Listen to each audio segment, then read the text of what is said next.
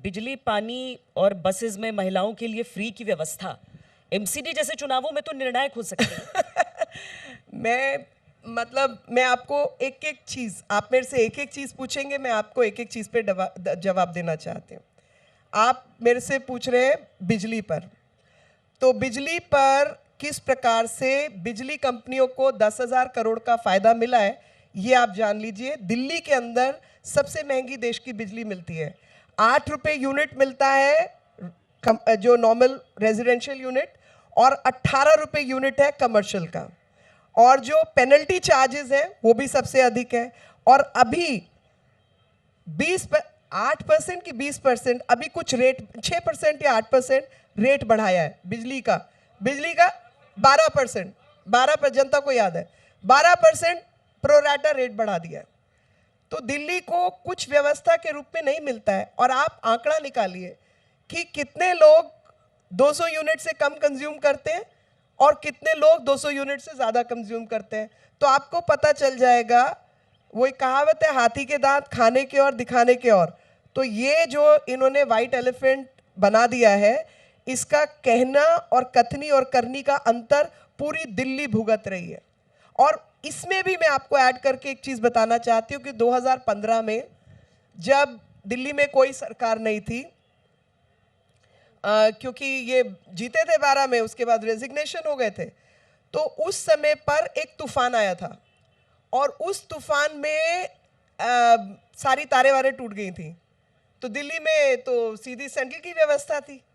हम लोगों ने, मैंने खुद पर्सनली पार्लियामेंट के अंदर डिमांड फॉर ग्रांट्स के अंदर भाषण करके केंद्र सरकार से पैसा मांगा कि भाई दिल्ली में सब रहते हैं और दिल्ली में सरकार है, नहीं है, निकम्मी है, जो भी है, पर दिल्ली को आप निवारण कीजिए। तो 900 करोड़ एक बार और टोटल मिला के 1500-1600 करोड़ रुपया लेकर जितने दिल्ली के ट्रांसफॉर्मर्स बदले हैं वो उस समय बदले थे, क्योंकि वो 35 साल पुरानी व्यवस्था थी।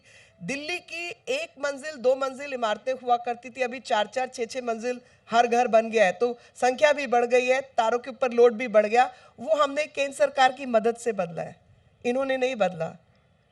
ये सो मच फॉर बिजली। पानी पे आते हैं।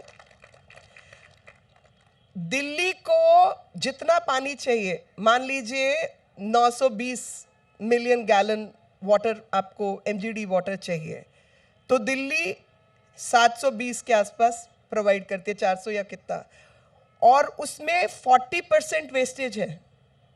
पहली बात तो जितना पानी दिल्ली को चाहिए उतना पानी दिल्ली में है ही नहीं, मतलब दिल्ली सरकार, जल बोर्ड उतना प्रोवाइड नहीं करता। दूसरा, जो प्रोवाइड करता है उसका भी 40% से ऊपर लीकेजेस की वजह से वेस्ट होता है। पूरी दुनिया के शहरों में 2 से 4% पानी वेस्ट होता है, 40% कहीं वेस्ट नहीं होता।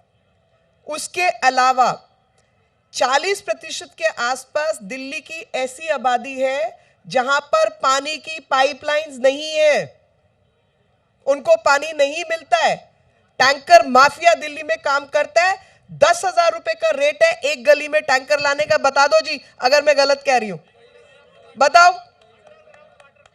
अंडरग्राउंड वाटर, अच्छा, अंडरग्राउंड वाटर में जोन वाइज आर्सेनिक का पोल्यूशन नॉर्थ ईस्ट में है, दूसरी जगह पे नाइट्रेट का पोल्यूशन है, कई जगहों पे फ्लोराइड का पोल्यूशन है। नजफगढ़, दिल्ली गेट, सोनिया विहार, यहां पर अमोनिया का पोल्यूशन है, क्योंकि 0.8% तक अमोनिया ह्यूमन टॉलरेंस लिमिट के अंदर होती है। यहां पे 35 से 40% पोल्यूशन है। यह हालत है दिल्ली की। और 21 नाले गंदगी से भरे हुए यमुना में जाते हैं, लेकिन आज तक उनको सुधारने का कोई प्रयास नहीं किया गया है। 2,500 करोड़ रुपया केंद्र सरकार ने दिया था यमुना को सुधारने के लिए, तब भी जो काम हुआ वो आपकी आंखों के सामने है। यह हालत है पानी की।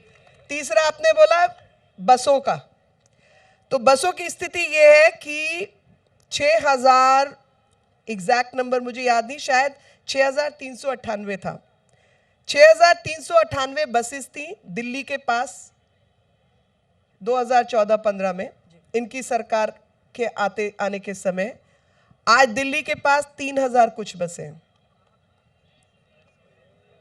और जितने बड़े बड़े घोटाले हुए हैं वो सीएजी की रिपोर्ट है उसके ऊपर कि कितने हजार करोड़ रुपया डीटीसी के माध्यम से दिल्ली लूज कर रही है। मैं, आपने फ्री की बात कही ना, मैं जी यहां बैठे सब लोगों को चांद की या मिशन मार्स पे लेके जाऊंगी फ्री, ठीक है? ना शटल बनेगा, ना रॉकेट चलेगा, कहने में क्या जाता है, मिशन मार्स पे चलेंगे सब। तो दिल्ली में ना पानी होगा, ना बिजली होगी, ना बसें होंगी, सब कुछ फ्री है। व्यवस्था ही नहीं है जी। व्यवस्था नहीं होने के साथ आप सब कुछ फ्री बांट सकते हैं क्योंकि आपने बनाना ही नहीं है। अरे दिल्ली में अगर 6000 बसें थी, रिक्वायरमेंट 20,000 बसेस का था, 20,000 बसेस रन कर रही होती, उसमें फ्री करते तो मानते ना। अभी फ्री क्या चलेगा जब बस ही नहीं है।